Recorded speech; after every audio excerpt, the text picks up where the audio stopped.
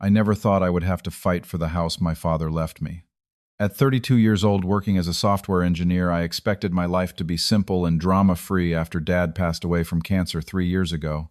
When he left me our childhood home in his will, I never imagined it would become a battleground. I allowed my mom and her new husband, Frank, who she married 5 years ago, to live there temporarily. But Frank started treating my house as his own, making changes without asking. The first confrontation happened when I discovered renovations in progress without my permission. Before I continue this story, let me know where you are watching from and hit that like and subscribe button if you have ever had to stand up for what is rightfully yours. My dad and I were always close. He worked as a contractor for 30 years, building parts of our family home with his own hands. I remember following him around as a kid, handing him tools while he patiently explained what each one did. Those memories are priceless to me now. When he was diagnosed with stage 4 lung cancer, one of his biggest worries was about Mom's financial future. That is why he made sure everything was legally documented. The house would go to me while Mom received his life insurance and retirement funds. He knew I would always look out for her. The house itself was modest but filled with character. A 2-story suburban home with 4 bedrooms, a finished basement, and a large backyard where Dad built a treehouse when I was 7. Every corner held memories of him. The kitchen where he taught me to cook his famous chili, the living room where we watched football every Sunday, the garage workshop where I learned to build my first birdhouse. These spaces were sacred to me. Frank entered the picture about a year before Dad died. Mom met him at a community center where she volunteered. He presented himself as a successful businessman running several small companies. I was suspicious from the beginning but kept my concerns to myself because Mom seemed happy for the first time since Dad got sick. Frank was charming when he wanted to be, always with a story about some business deal or important person he knew. His 2 teenage children from a previous marriage moved in after their wedding.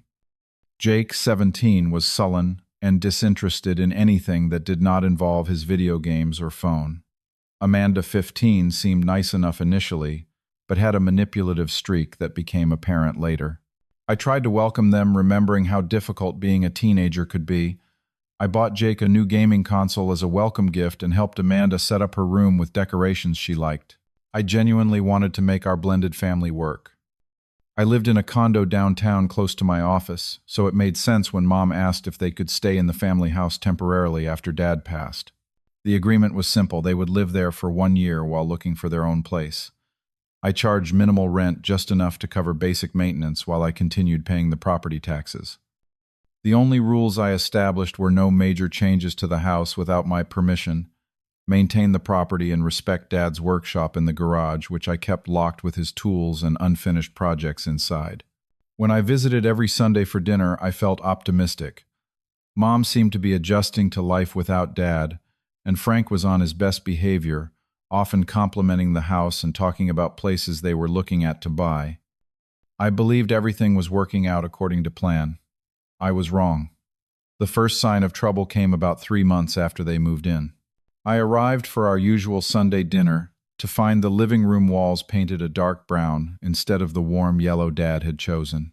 The family photos that once lined the hallway were gone, replaced by abstract art pieces Frank had bought at a discount store. When I asked about these changes, Frank waved his hand dismissively. "The place needed updating, Guy. Your dad had good intentions, but his taste was outdated. I am improving the value of your investment." Mom quickly chimed in. "The paint was on sale, honey, and we stored your dad's pictures in the attic. I will bring them back down soon." I was upset, but decided not to make a scene. I simply reminded them about our agreement regarding changes to the house. Frank nodded and promised to consult me in the future, but there was something in his tone that bothered me. He spoke as if he was doing me a favor by agreeing, not as someone respecting the property owner's wishes.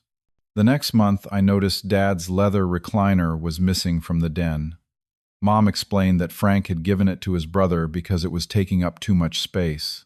That recliner was where Dad and I had watched hundreds of football games together. It was where he sat during our last conversation before hospice care. I was furious but tried to remain calm. "That was not his to give away," I said firmly. Frank appeared from the kitchen, overhearing our conversation.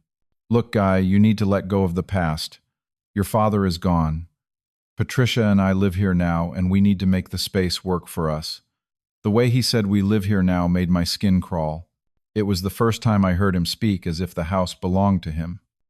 Mom placed her hand on my arm, her eyes pleading with me not to escalate the situation.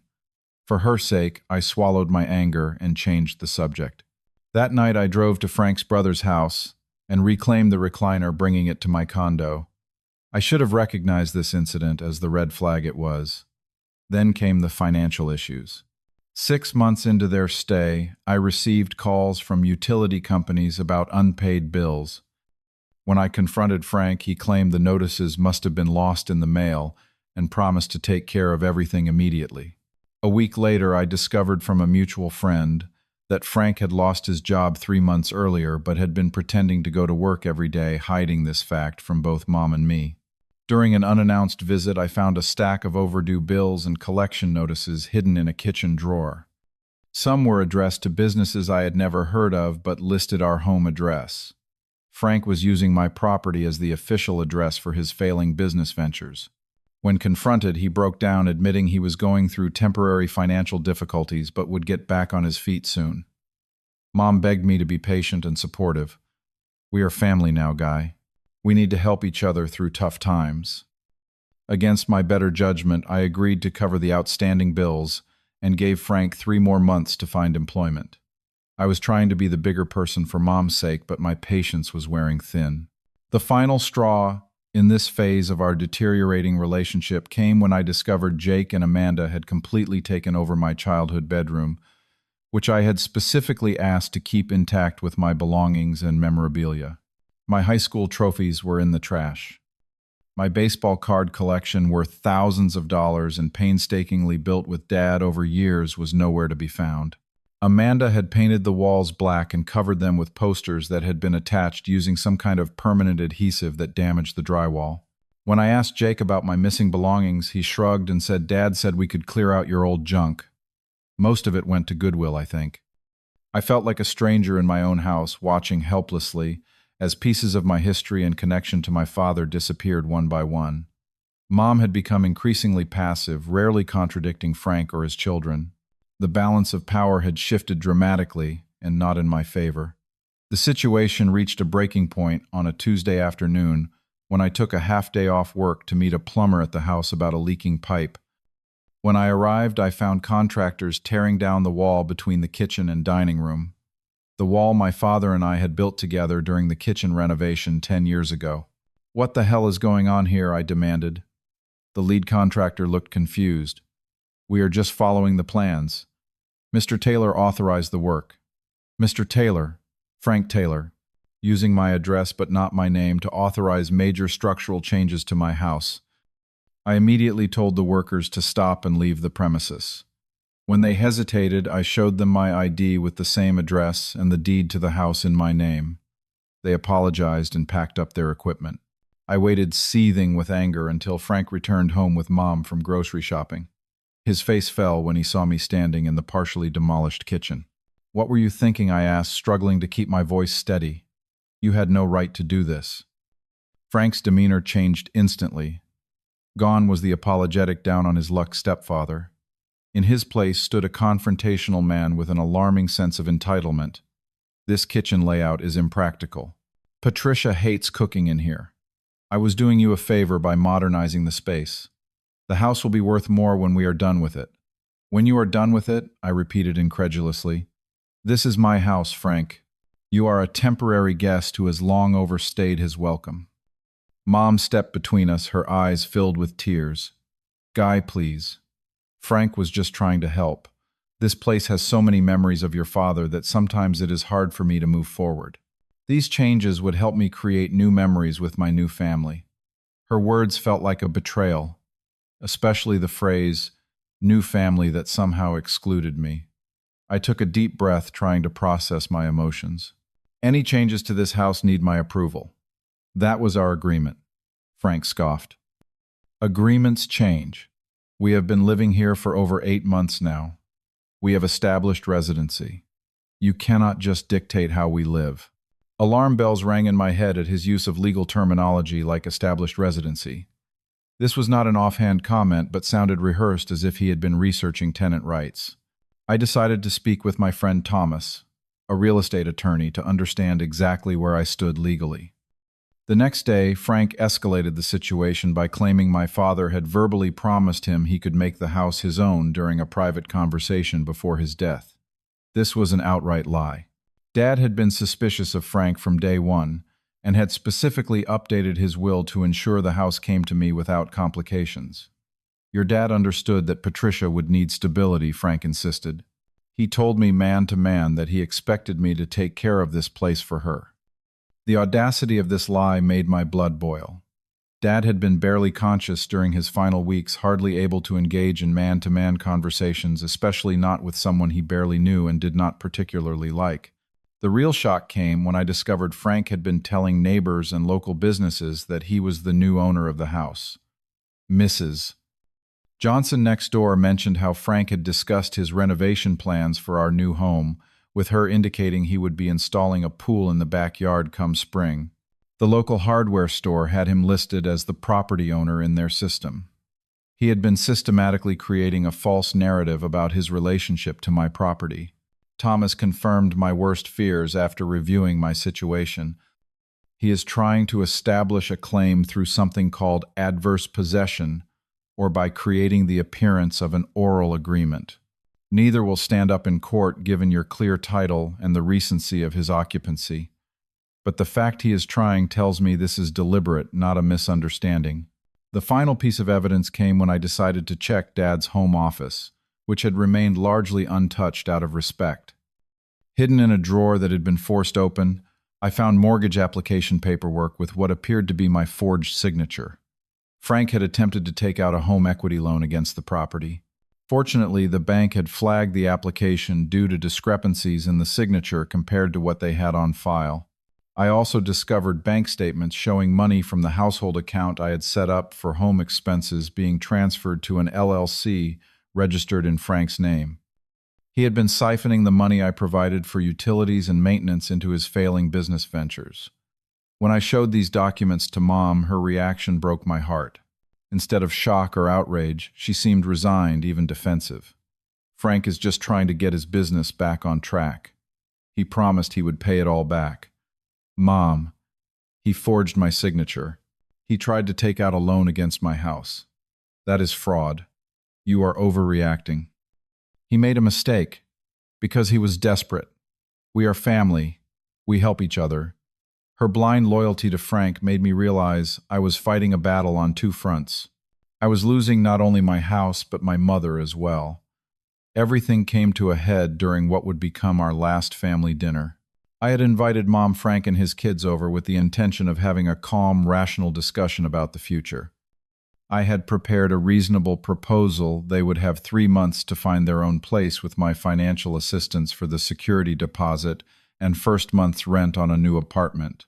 The dinner started pleasantly enough with small talk about work and school. Then I carefully broached the subject of their living situation. I think we need to discuss a timeline for you finding your own place. The 1-year mark is approaching, and I believe it would be healthier for everyone to stick to our original plan. Frank set down his fork with deliberate slowness. Actually, Guy, we have been talking about that. This house is too important to your mother to leave. We have decided to stay permanently. The casual way he said, "we have decided," as if my opinion was irrelevant, left me speechless for a moment. "That is not your decision to make," I finally managed. Frank leaned forward, dropping all pretense of politeness. "Look, this house needs a complete overhaul anyway. Your father's outdated design is impractical. The kitchen renovation was just the beginning. I have plans drawn up for the entire property." Plans. What plans, I asked, though? I already knew the answer would infuriate me. We are going to remodel the entire first floor, convert the garage into an apartment for my brother, and redo the master bedroom. The costs will be significant, but the improvements will increase the property value substantially. I looked at Mom, waiting for her to say something to acknowledge how inappropriate this was. She avoided my gaze. "Mom, did you agree to this?" She nodded slightly. Frank has good ideas, honey, and this way I can stay in the house. You could stay in the house without destroying everything Dad built, I pointed out. Frank scoffed. Your father was an amateur. The work was substandard. Any professional contractor would tell you the same. The insult to my father's craftsmanship was the final straw. I stood up, my hands shaking with anger. This is my house, not yours. The only reason you are living here at all is because of my generosity. That ends now.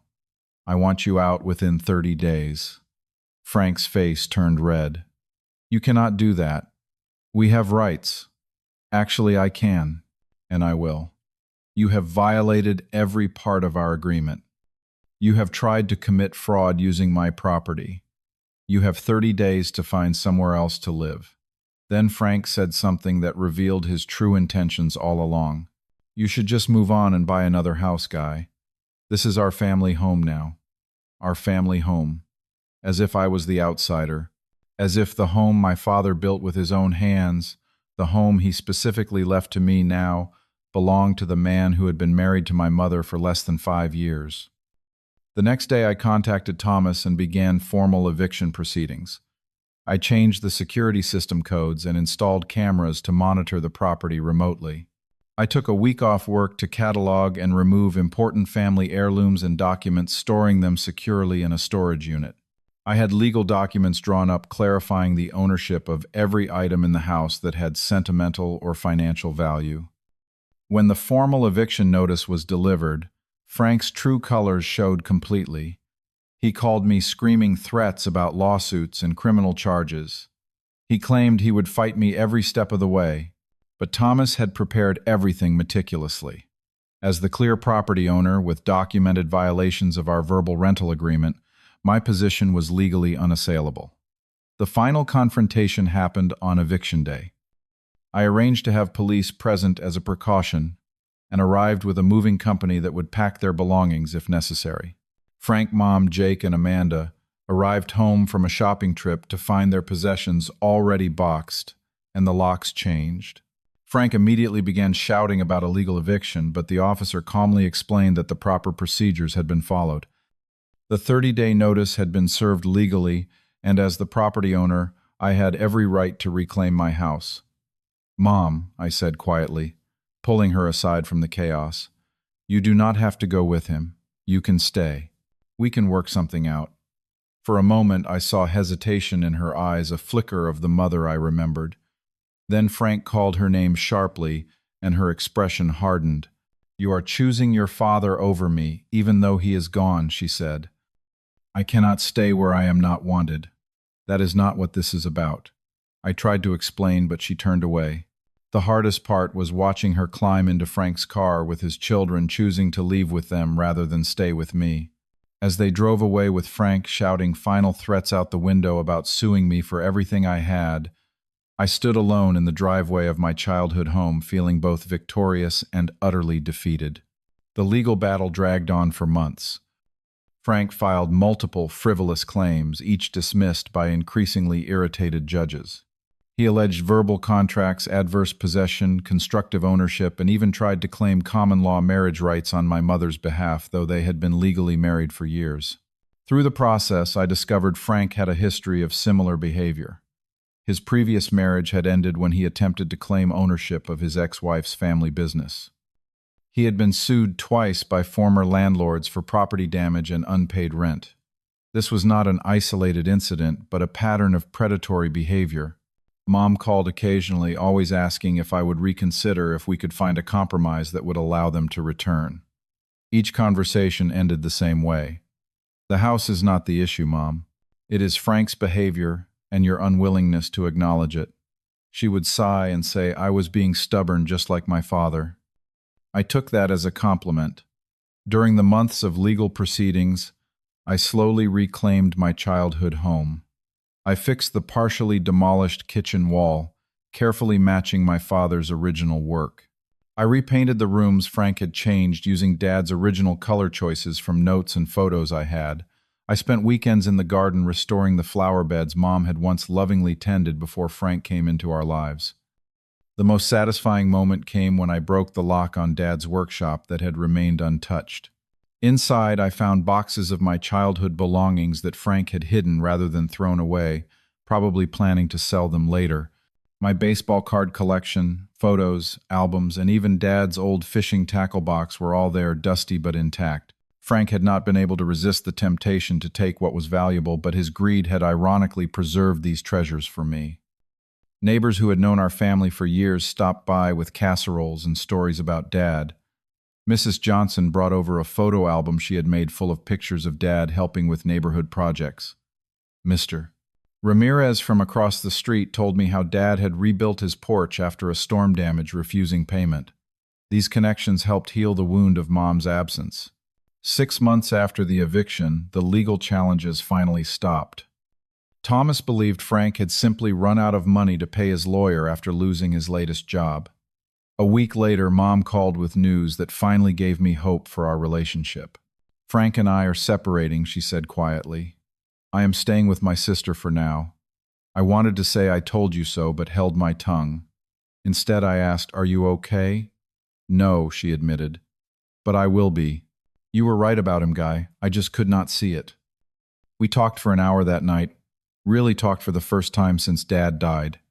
She cried when I told her about finding my childhood things in the workshop. "I never knew he hid them. He told me you had taken everything you wanted." 2 days later, Frank made his final play. He showed up at my office unannounced, looking disheveled and desperate.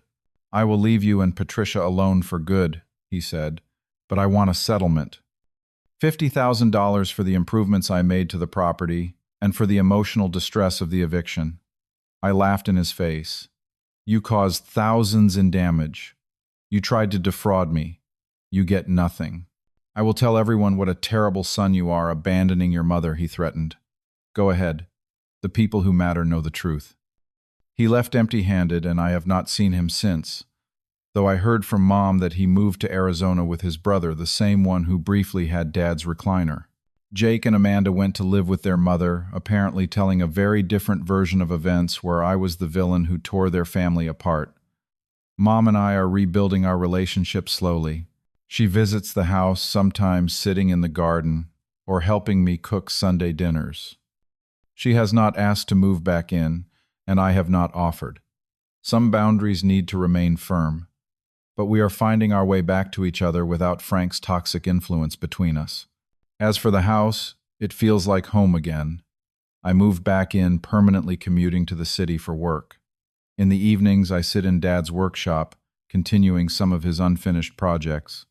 I built a new coffee table for the living room, using his tools and techniques. Every time I run my hand over the smooth wood, I feel him with me. The experience taught me painful but necessary lessons about family boundaries and standing up for what is right even when it hurts. True family respects and supports you. They do not try to take what is yours or manipulate your feelings to get their way. Sometimes the hardest thing and the right thing are the same, and making that choice requires courage Dad would have been proud of. I still have the deed to the house framed in my office as a reminder that some things are worth fighting for, not just the property itself, but what it represents: my father's legacy, my childhood memories, and my self-respect. No one has the right to take those things from you, not even family, especially not family. Have you ever had to stand up for yourself against family members who tried to take advantage of you? Let me know in the comments below. If this story resonated with you, please hit the like button and subscribe to hear more real-life experiences. Share this with someone who might need encouragement to stand their ground in difficult family situations. Thank you for listening to my story, and remember that protecting your boundaries is not selfish, it is necessary for your well-being and self-respect.